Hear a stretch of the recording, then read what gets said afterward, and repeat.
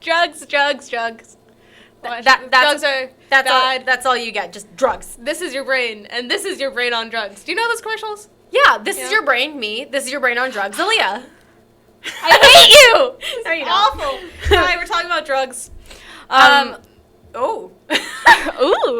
Not the weeds, though. Not the weeds. Not the dandelions. If you're triggered by drugs, drug use, pill talk, prescription names. Not the episode for you. Yeah. Skip it. Stay away. Skip it. Go listen to Abby's eating disorders or something. Hey! No, instead, go listen to us reading Hello, Darling instead, because that was pain. That was pain, and we want everyone to listen to that multiple times so that it makes it all worth it in the long run. Yes! Make it worth it for us, Can I make a recommendation? Episode 2, Taking Off. My favorite episode that we've ever recorded. Even listening back to it while I was editing, I cried in laughter. Love that episode. Please listen to it. I love it. Okay, drugs. So, I've had a past of drug use. I would like to preface this by saying it's not hardcore drugs. Well, that can be debated. Prescription drugs. Not hardcore street drugs. I was not doing meth. Aliyah, did you know meth heads love cheese? Oh my god. Okay, so there's a bit of a story behind that one. There was one day my mom has a cheese addiction, I swear to God. She had bought a whole bunch of cheese, and she was keeping it in the recording space, and I guess a creepy guy had walked in that she was suspicious was high on meth. Mm-hmm. And she, something, I don't even remember what happened, but at some point she was like, make sure he doesn't try to take the cheese. And I remember you and I were both very confused. We were like, what? And her general response was, the meth heads, they love cheese. It has been a running joke ever since that the meth heads love cheese. Just whenever we talk about cheese, I ask Aliyah, are you a meth head? You do love cheese. I do love cheese, but I don't. You must be a meth head. I don't think that's a true fact because it doesn't sound true, but anyone out there, do the meth heads really love cheese? Know. We'll do we Google know it later. Is this a fact? Do meth heads love cheese? Yeah, we go for that all the time. It's a terrible joke, especially given the fact that we live in Gotham City, and unfortunately methadone is a huge crisis here. But yeah, just so you guys know out there, meth heads love cheese, and Aliyah's not a meth head, even though she also loves cheese. Okay, so my drug use. So it started when I was very young. Must have been 11 or 12. And at this point, my mom has started having seizures, and she was prescribed, at that time, anti-seizure medication and an anti-anxiety. She got clonazepam at the time. And I don't even remember where I got the idea to take it. Maybe I saw it in, like, a movie or something, or, like, I knew she was having these, and I heard that they had calming effects or something, and I was self-harming at the time.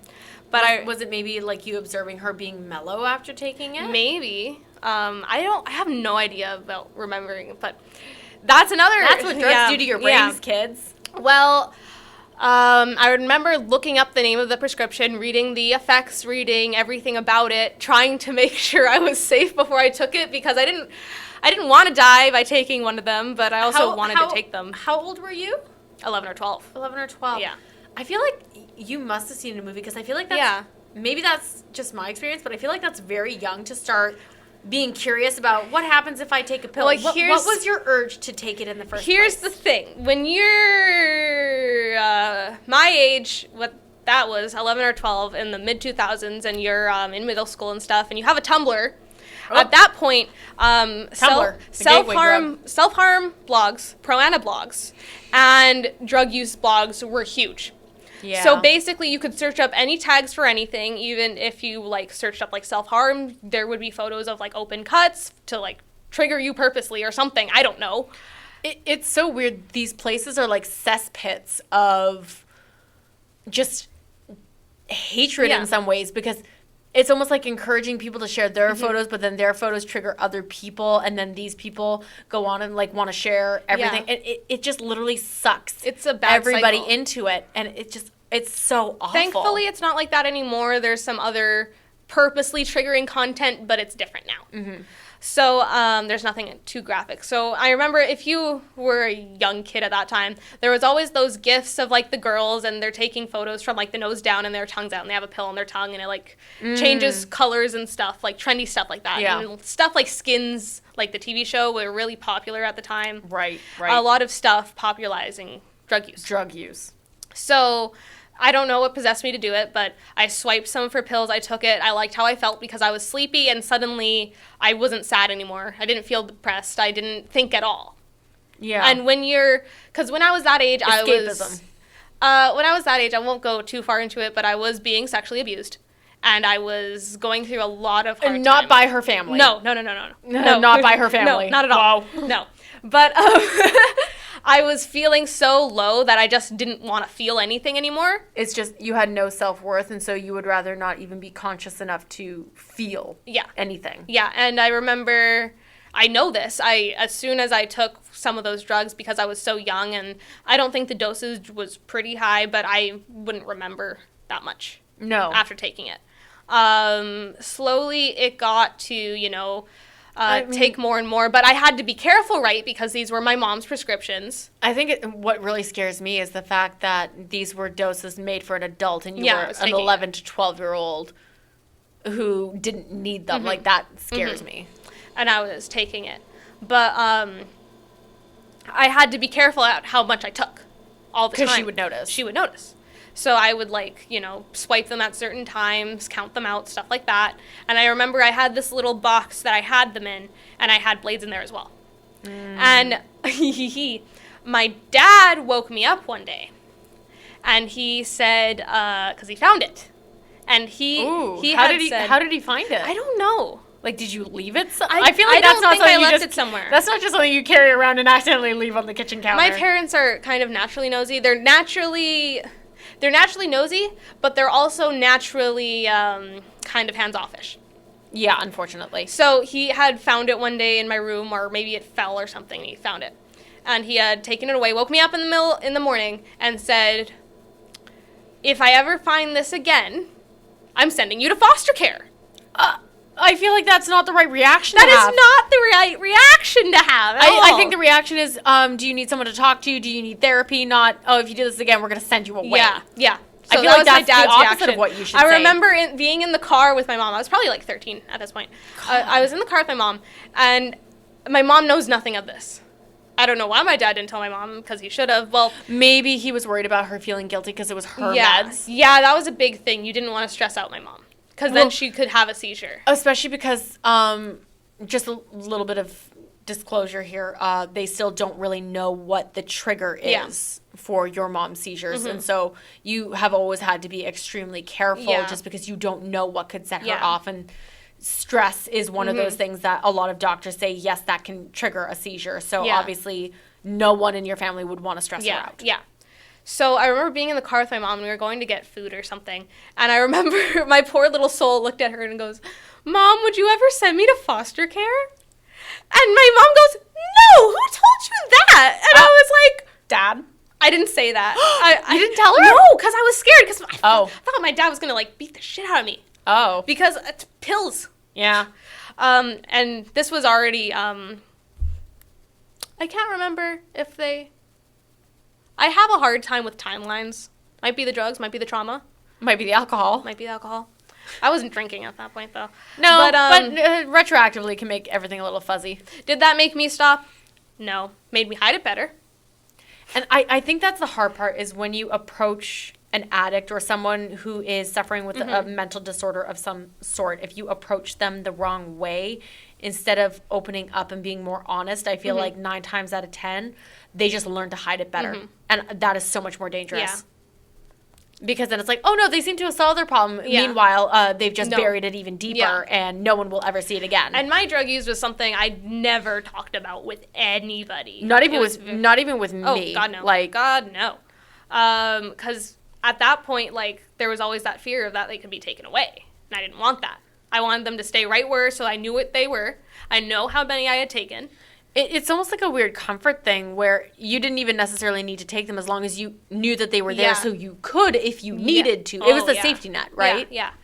So years go by, I'm still taking them kind of casually, especially when I'm upset, because I did have some like little emotional flashbacks that I would take it to kind of ward off, again, running from my problems. Yeah.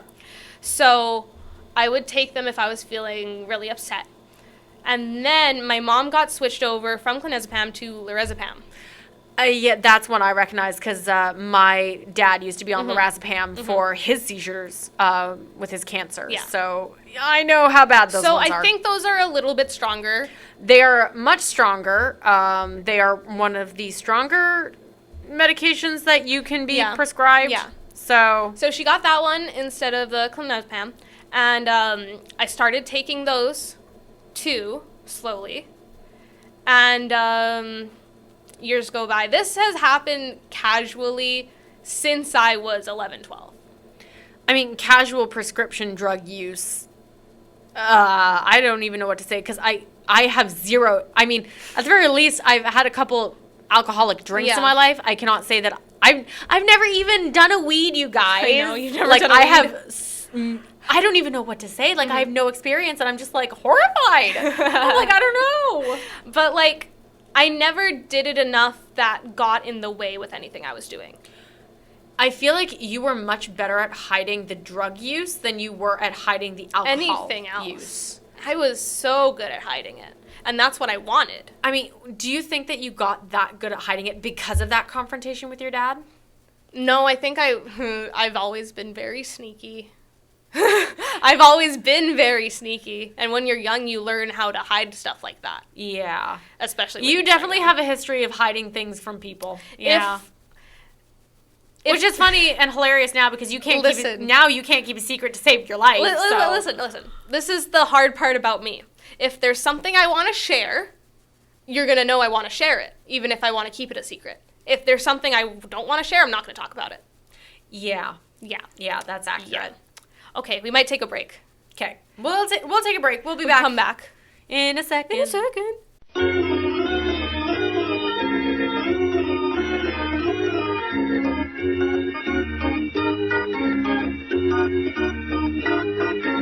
Welcome back to Drug Use, kids. Not kids. Please don't be a child. Please don't be a child. If you're all a of you out there, child, please don't be a child. If you're a child, get gone. Get Bye. gone. This is not a conversation Bye. for you. Trigger warning, drug use, Yeah. yada, yada, yada. Obviously, I'm guessing you've listened to the first part of this episode. It's connected, so I don't see why they wouldn't. So I don't know why Yeah. they would suddenly listen to the The second middle half of part. the episode and be like, I can't believe they didn't warn me. Especially because there's a thumbnail that goes along with this.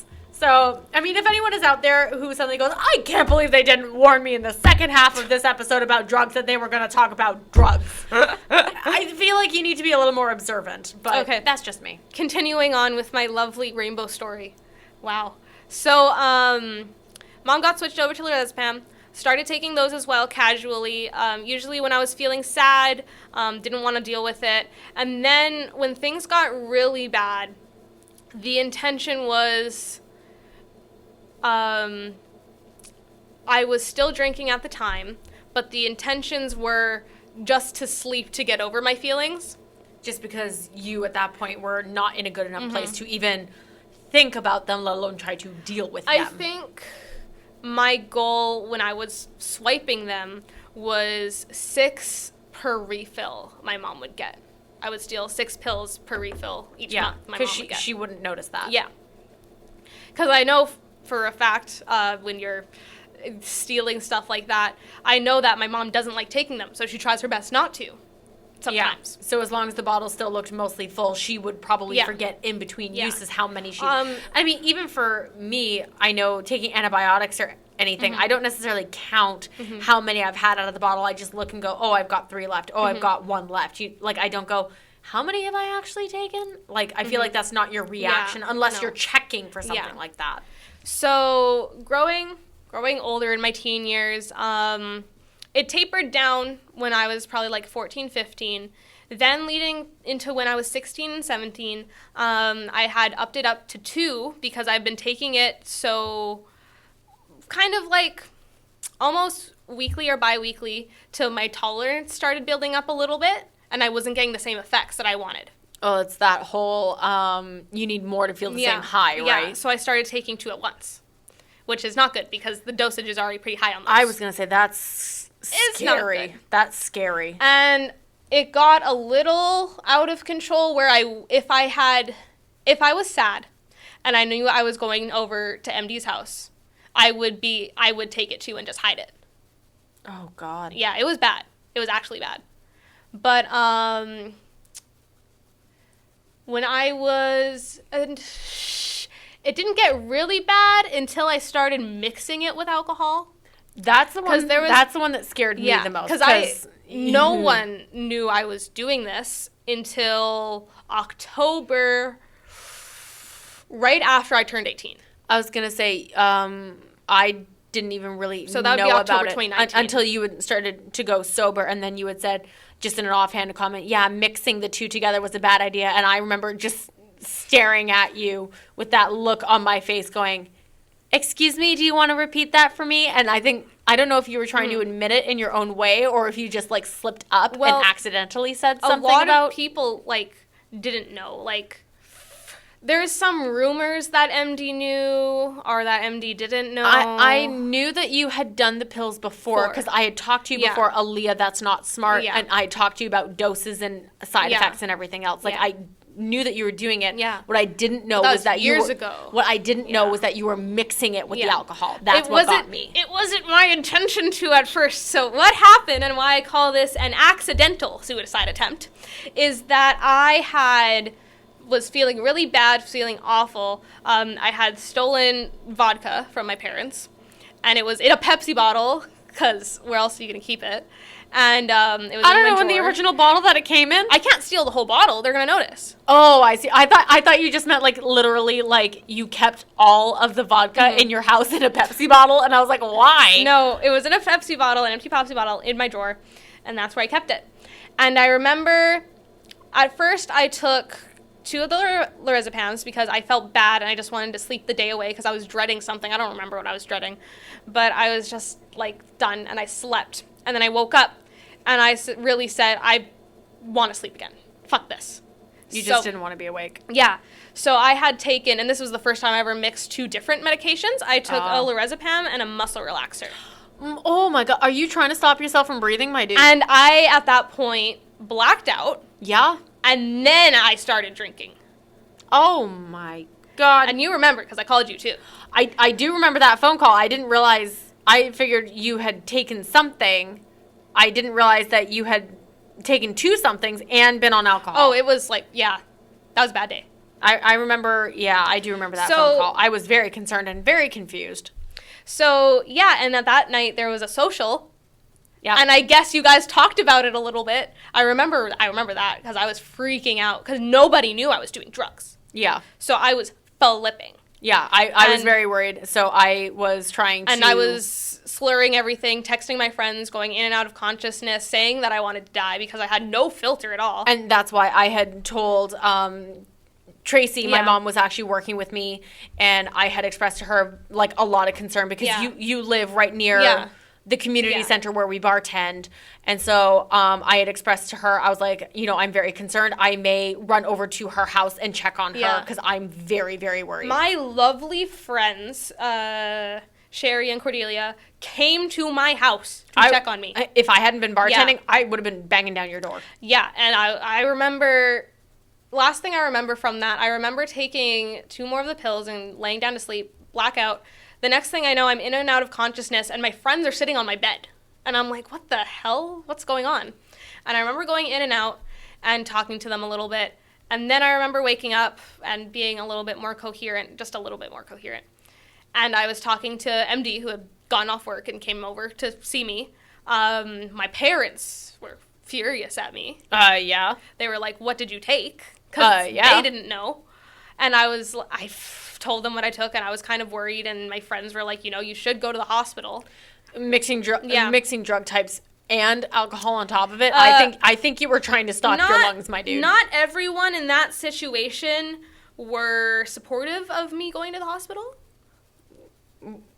Your dad, I'm guessing. Yeah. He was going, no, we don't want anyone to know about the family's dirty laundry. No, they were always like, oh, you're fine. You're fine. I hate I know, that I mentality. And your dad has done that with so many I things. know. What does your dad have against you going to the doctors? I don't know. I don't God know. damn. My family and doctors mixed reviews. God damn. Went to the hospital. Basically, they looked at me and said, "You know what? It's probably all out of your system by now. You're probably fine." Sent me home. I went to the bad hospital near us. How many times have I told you not to go to that hospital? Yeah. Literally every time you're like, I'm gonna go to the hospital. First thing I say, Not don't that go. one. Don't go to blank hospital. Yeah. Do not go there. Go to any other hospital in the entire city. Do not go to that hospital. So they sent me home, and I woke up the next day, apologized to my friends, talked to you, talked to other people, and they expressed like concern about me. They were very concerned for a long time, understandably so. Yeah, we all were. At this point, I did not want to stop taking the drugs. No, I remember that very Because- clearly. You had told me point blank, well, I'm not going to stop taking them. And I didn't want to cause a fight because I was very worried that if we pushed you too hard, you were just going to hide it. That addict mentality, I was scared. I was very ashamed of that situation because that was never my intention to worry people or to even have it be known. I don't think it's for anyone that's on hiding prescription med use like that. Yeah. I don't think it's ever their intention to worry anyone because their intention is never for anyone to find out. Yeah, exactly. And I was ashamed for 2 weeks, and then I thought, well, that was stupid. Why did I do that? Not that it was stupid, I could have died. It was stupid. They now know I'm using drugs. It's that, not, oh shit, I'm sorry, but oh shit, I've been caught. Yeah, pretty much. Very, very different. And at that point, my parents are a little bit misguided, and I forgive them for this, but my mom thought it would be a great idea to keep her pill jars from the drawer, not in the drawer that they were in. No. And not lock them up, which you would do. Naturally, after finding someone had OD'd on them, I would be hiding them. So she decides to keep them right beside her laptop, by her bed, so that she can keep an eye on them. I was going to say, I guess the whole idea is that they're right under her nose. What happened is that every time I walked into her room, I would see them. Oh. Yeah, so it was a little bit worse. But at least you couldn't get to them, but that doesn't help with the mentality and the desperation for them. That makes that harder. Here's the thing. If you want them, you're going to get them. Some way, somehow. Well, when she left the house, she wouldn't put them away or lock them up or take them with her. Oh, so they were there. Yeah. So I still took them, obviously. Yeah. Well, yeah, I know that, but. So that was October 2019. Casually using still, not that much. Tried not to a lot. That was when you were absolutely spiraling, and you were spiraling. Yeah. Hard. I think 2019, as much as 2020 was a bad year for everybody due to COVID and everything else, I think 2018 and 2019 were your... Oh, they were awful. They were your bottom. Yeah. They were your rock bottom. Yeah. They were your just Mariana's Trench. Yeah. It was awful. So that's when I stopped drinking, close to it, like 2 weeks away, I had stopped drinking. Yeah. So I knew that I would always quit alcohol before I quit the drugs. Because the drugs were so much longer running for me. Because you have been doing them from a younger age. And I never thought they were a problem. That's the thing. Because I think the drinking you could see being a problem because it was so frequent. I think with the drugs, it became a safety crutch. Yeah. It became a net for you. It became, I don't do it that often, so it's not that bad. At least I still have it there. Yeah. If I'm feeling stressed. You needed them more than you needed the alcohol. Yeah. And if it's that easy to hide, why not, you know? The alcohol is harder to hide, yeah. Yeah. Because you need vast quantities of it, whereas a small pill is so much easier to just disappear. So, did that. Casually using. Again, I never worked high, never went to dance high. No, I'm proud never, of those things. Never. But at some points, it was really bad to where I would go, okay, I know I have nothing to do over the weekends. I would take it then. And I do remember that being a thing because I would express concern. I would ask you all the time, what are your plans for this weekend? And whenever you said, just some little stuff, I always knew that was your kind of code in a way for, I don't want to say I'm doing nothing because then people are going to ask me to make plans, and I don't want to make plans because I want to get high. Yeah. I always knew when you were just like, little stuff, because you would never commit to doing anything, but you would never commit to being free either. And I was like, okay. Well, if you're doing in my experience, 2 of those made me lose memory. I was coherent in the moment, but then when I went to sleep and slept them off and woke up, I wouldn't remember. Short-term memory is not a thing on lorazepam, especially. It's not definitely a thing. not. So the actual medication is enough that actual patients that need it for their seizure disorders don't remember the seizure itself. Like it is made to kind of erase those memories. Yeah. So 2019 into 2020, we all know COVID happened, obviously. More so in the... No, I've been living under a rock. I've never heard of this thing before. What are you talking about? So more so in the fall of 2019 is where it kind of got really bad because I was trying not to drink. So it means because I was trying not to drink, I turned more towards the pills. It was, I can't have A, I'm going to turn to B. Yeah. And MD didn't know. At least I don't think so. How the f*** did he not know?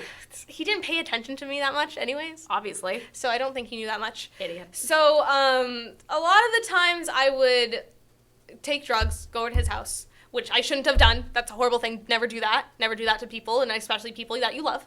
Don't do that. Don't surprise them with your drug use. No.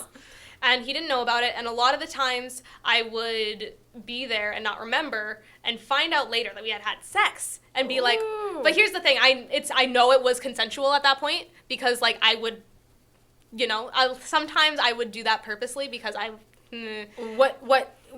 because I think at that point you already knew that you weren't really attracted to I knew that the D in that way, so I feel like that maybe was a part of you being like, I can do it like this because I won't remember. I was still trying to keep everything down and even like running away from the drinking and stuff. More or less what scares me about that is just accidental pregnancies can happen very easily. That's what worried me. Just because if you don't remember if you've used protection, you don't remember any of that sort of stuff. Thankfully, we both were really serious about protection. He was really serious about protection. That was one of his good parts. Yeah. So I knew that, like, while I was worried, I know that, but it unsettled me not knowing what had happened. And I didn't like doing that. Even if it's with your boyfriend, I feel like waking up and coming to the realization that you've had sex with someone and being like, I don't have any recollection of this. Mm-hmm. I don't remember what actually happened in that moment. Mm-hmm. Like that's scary. It is. At that point, going into quarantine, you would think it was getting worse. It didn't, luckily. I don't know why it didn't, but it didn't. We are very lucky that it didn't. Yeah. Because I could absolutely see that causing a downward spiral. Well, here's the thing. I'm now home all the time. I mean, I can't take that many. I still have to take my certain amount, or else my mom's going to notice. Yeah. So it didn't increase all that much. Through the summer, it wasn't that bad. No, but there were also a lot of times that I kept you with me and everything else. Like, there were a couple of weeks there where I took you up to our family cottage and everything, making sure that I know you why. were away from home. I know why it wasn't that bad during quarantine. Because I was home all the time. Because you came out as a lesbian and you realized that you didn't need it to forget about your horrible ex-boyfriend? I didn't come out until the summer. So, before that, in, like, the springtime, I know why it wasn't so bad. It was because I had gone from taking 2 each time I took them to taking 1 because I needed to conserve them. Oh, so you were like, I'm going through a dry spell. I need to, like, I need to stockpile these. I need to save them for a bad day. Yes, basically. I need to save them for the major times. Yeah, what if I need these later? Yeah, basically. So that's why it got not even better, not even worse. But it just plateaued in a way. During the summer, I was good on them. And then I met my girlfriend. Yes. And she has some hard spots with drugs, not her use, from some parents using. Yeah. So drugs were always the whole, like, red line for her. Yeah, that's very hard for her to accept just due to her history of them being in her life without her taking them. Just seeing other people on them, I can understand why she would never want to see someone she loves on them again. Yeah. So I didn't blame her for that at that time. We've talked about this already. Don't freak out that she doesn't know. But I had lied and been like, you know what, I stopped taking them months ago, like it was in the past and stuff like that. That's what I told everyone, basically. I don't know if you were lying to everyone else or if you were lying to yourself. I wasn't lying to myself because I knew what I was doing, but because I was so good at hiding it, you were just like, no, I'm not going to make other people ashamed of me. I'm not going to make other people feel bad for me. I'm just going to hide it. I had gotten also really good at seeming normal on them. Yeah, I would say that unless you unless someone knew you really, really well, it would be very hard to pick up on it, especially because you were lowered the dosage. Yeah. It would be very hard to pick Yeah. up on. There are just a couple of tells that I feel like some of us know. Yeah. But again, it was never one of those things where I was like, oh, I'm going to stage an intervention. Yeah. I never talked about it. Well, that was the problem, right? I was always so afraid staging an intervention would cause you to go even farther underground when you were already underground. If someone would have asked me about it, I would have lied. Yeah. So much. But yeah, I had lied to her. I told her, you know what, I haven't taken them, and at that point I had stopped trying to take them. Still would a little bit. And I remember there was a time where she was gone for a little while because she was visiting one of her friends. And I remember having a really bad day and doing drugs, and I had taken 2 that time. And I had woken up really late because I slept really long on those. Yeah. Because they make you really, really sleepy. They're a major sedative. Yeah. Like they would be enough to knock out Yeah. a horse, I'm pretty sure. And my lovely girlfriend has anxiety. And when I didn't wake up at the usual time, I woke up and I didn't let her know about anything. Message her or anything. Yeah. She was very afraid. Afraid that you didn't want to talk to her, afraid that something had happened to you. Something that happened to me.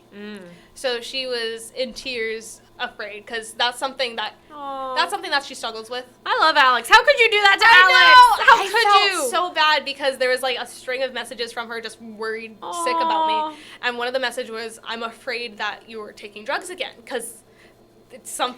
It's a signal. Yeah. It's a sign. Because she knows a lot about drug use, basically. I think anyone remember- who's been through that would see the red flags. I remember waking up and reading that and feeling so crushed and upset. That you had lied to Yeah. her and that obviously she could And that tell she's something was wrong. afraid of that. And I'm like, oh gosh, now I have to do something about it. How did you work up the courage to tell her? I was afraid. I was so scared. I was like, she's going to leave me. But in my head, I was like, do I love her? Yes. Do I want this relationship to last and be healthy? Yes. So I had to make that conscious choice of, I need to tell her, not only to hold myself accountable, but to really work on my honesty, because before dating her, I was not an honest person, as you can already tell. It's just... Everything was going so badly in your life at that point, and I feel like you just couldn't take any sort of criticism, so you just hid everything from everyone because you just couldn't handle it. Yeah. So I made that decision. I was like, I want to work on being more trustworthy, and I want this relationship to last. So I was crying so hard, and I told her that I had taken drugs. And this was like, I think it took me like a week. To be able to come clean? Yeah. Because she still had a few days visiting her friends, and I wanted to wait, and I was like, this is the day I'm waiting, and I told her, and, you know, she was disappointed in me, but she wasn't mad. Major difference. And that was one of the, like, things I was afraid. I was like, she was going to be pissed off at me. Yeah. She's going to hate me for doing this. She's going to be mad, super mad at me for lying. Yeah, at first. and for having done it after knowing her history and then still deciding to do it. And I was like, I don't want to hurt her like that, but I have to tell her because I know the only way I'm ever going to stop is telling someone. Yep.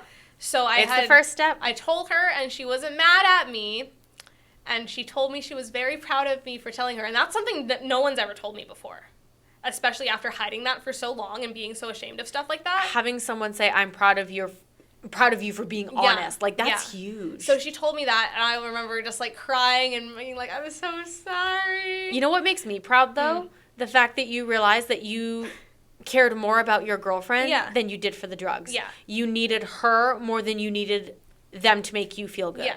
Do you know what I mean? Like, I think that that's just amazing because MD pushed you farther into needing the comfort from the drugs, whereas your girlfriend now has very much been... I need her more than I need them. Well, I think... Instead of being like, I need them to deal with him. I think that if she didn't have a lot of sensitivity towards drug use, I wouldn't have stopped. One of the things that I'm the most grateful for is that you did not find yourself a girlfriend who dabbles in them as well. Yeah, I am so glad that you found a girlfriend who is like is very against that sort of thing. So I feel like that was just the perfect match for you. She talked to me and she goes, you know, I know that it isn't something you're very addicted to or something that you often do, but I still think it's a really good idea for you to get some help at some point. Talk to somebody. Talk about it. Do something. And she was so proud of me. I remember days after that, I would talk to her and I'd be like, thank you for not being mad at me, stuff like that. And she goes, I'm not mad at you. Like, maybe I'm a little bit disappointed, but I'm so proud of you for telling me.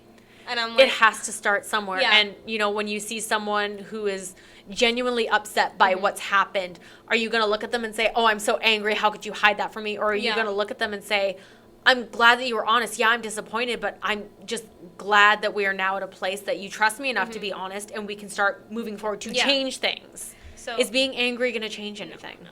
So I'm proud to say I haven't done any drugs from that day forward. Very proud of you. 45 days clean.